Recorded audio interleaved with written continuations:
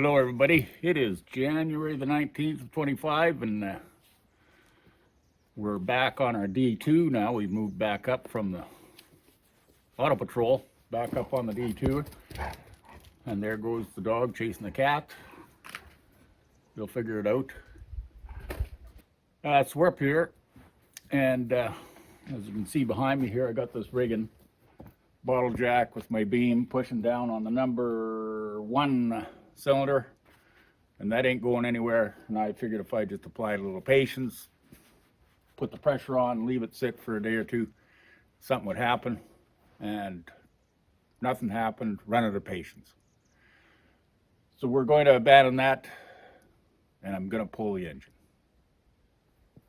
To pull the engine, I've got the main spring on either side. The main bolt that goes through the block and the crankcase, I got both them bolts undone. Just a matter of picking up the front of the engine, tilting her back, pulling that spring out. This here fab-cobbled mess over here, a little bit of bridge work to hold this end of the spring down. I don't know, I'm just going to leave it for now, but we will cut it off with the torch clean. Everything will cut off, and I'll build something, well, better than that. Checking out underneath the machine, I thought I would take out the bottom bolts between the transmission housing, clutch housing, and the engine. Well, here there isn't a bolt in the bottom. I can understand maybe one bolt falling out or being stripped or broken off or whatever, but not all. I believe there's going to be 5 underneath there.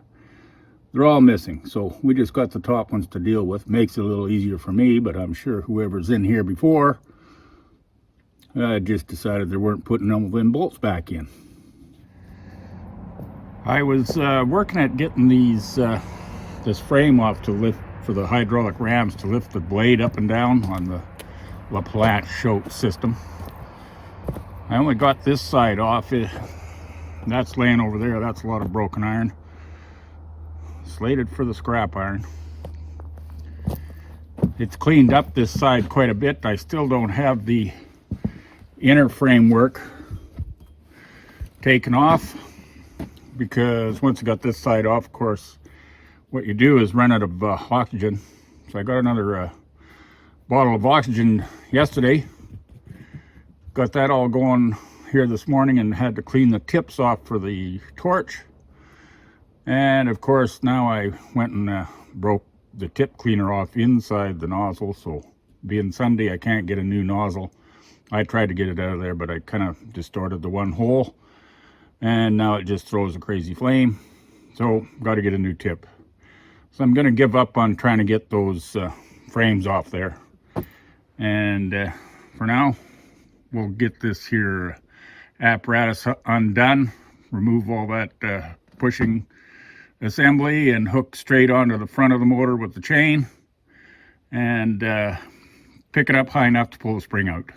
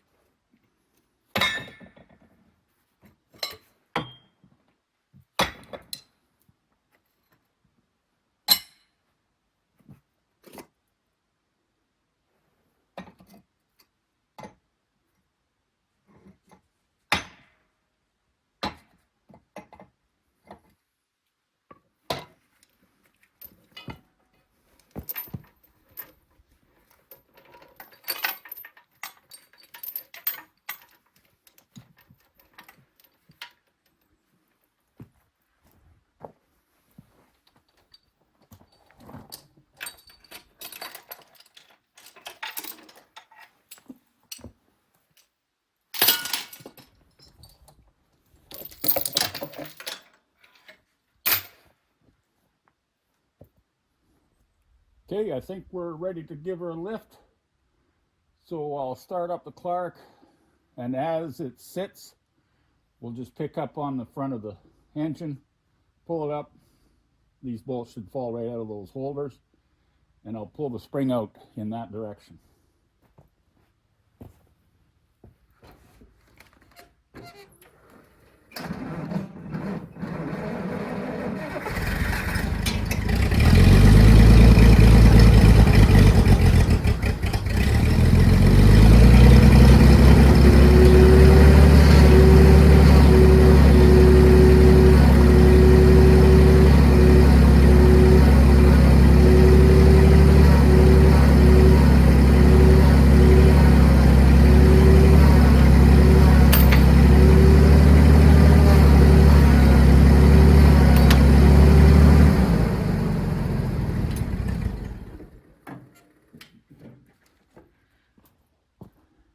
I don't know if that's the natural shape of that spring. It seems to be like the ends facing upwards. Maybe that's the way it's supposed to be. I'm not sure.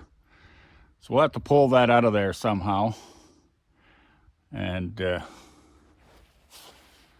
then just put the engine back down on those blocks. Remove all the bolts out of the end there. I got to remember to make sure the clutch is engaged. And it should I'll just tie onto it front and back with the chains, similar to what it was for pushing the pistons, and it should pull right out of there. Well, I managed to wrestle that spring out of the front, like coming out from underneath the front of the little cat there, and dragged her out to the side here. And I don't know if that's the natural lay of a D2 spring. It looks like it's bent upwards. The D4 is kind of like in the opposite direction, bent so the tips are down, but this is up, so maybe it's in the natural state or it's been bent or something. We'll have to check into it. Anyway, I got the engine sitting back down. I got it sitting on blocks down in there, and a block out in the front here on the oil pan. You can barely see it through the idler there. I got my chain repositioned, holding on the front, holding on the back. So now I just got to get some tools here and get these bolts off of there. I don't know how many there is. 1, 2, 3, 4, 5, 6, 7, 8, probably a dozen. And there is a couple of brake springs there. I got to disconnect them. So we'll get all that ready to go, and then we'll slide this thing ahead.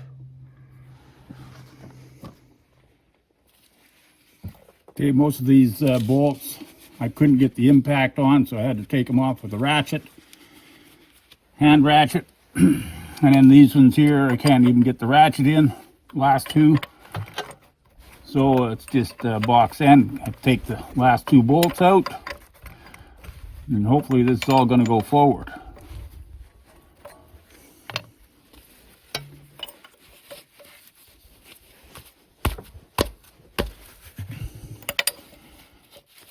Last bolt. Hopefully we'll see a gap appearing here between here and here.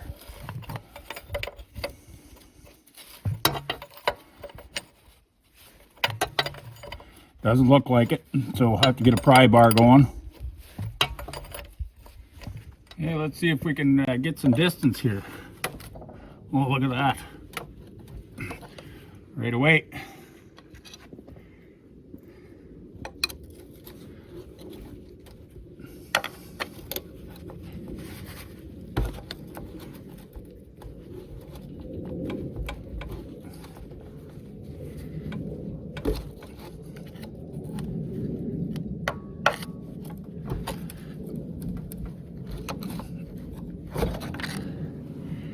There, that's actually come apart. So we'll just back up. Here goes nothing. We're going to just maybe back up gradually and pick her up and play with it, and hopefully it'll just come right out of there.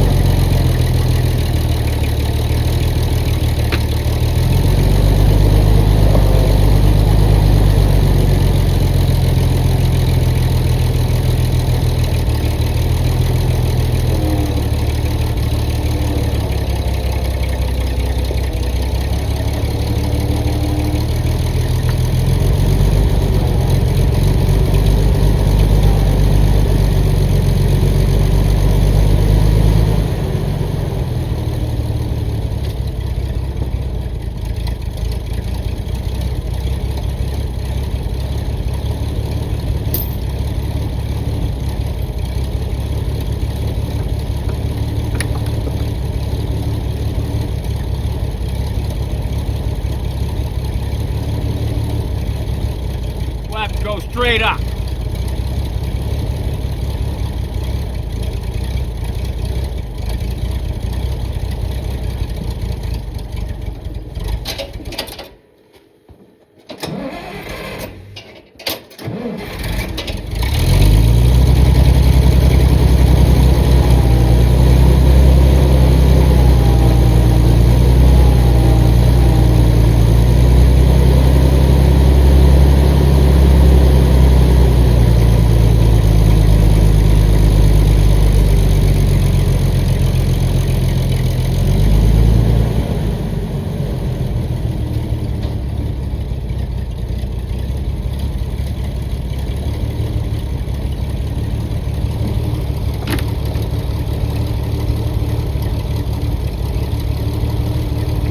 Out of there, so I'm just going to back it up and park it over to the side.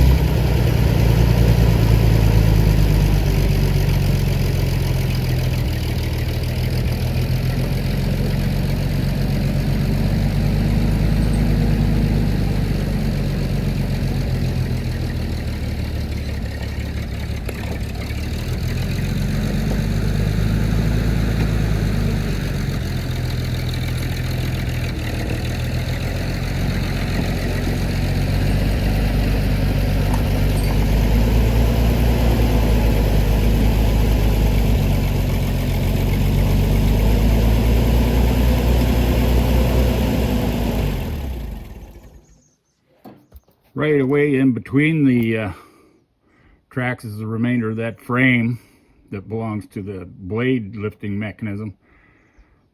Now that I'll get my torch fixed up, and I'll be able to cut those bolts off, those 3 bolts on either side on the inside of the frame. One on that side, one on this side. I got these ones partway cut and then they run out of oxygen. So we'll get that out of there, and then it'll be a lot easier to put it back in place. By the look of our clutch compartment here, it's rusty, but it actually at first glance looks like, oh, I'm missing a couple of teeth out of here, and it did do a little damage pulling it out, but anyway, we'll see if we can find a better clutch plate. I don't think I can, but we'll see what happens. It'll run fine for all the work that the machine's going to do. Looks like this pilot bearing in the flywheel is run dry for 50 years. So we'll have to look into that, replace that probably. Other than that, it doesn't look too bad in there. Missing teeth on the clutch plate, which is too bad, but these here pins look like they're functioning and free. And those pins are in there because when you put the disengage the clutch, those little spring-loaded pins will push the clutch plate away from the pressure plate, and you know, it'll stop it from spinning a lot easier. Otherwise it'll probably suck itself to one of the plates. Anyway, so they're looking good. A little bit of mouse debris down on the bottom of the bell housing. We'll have to clean that up. Let's go over to the engine.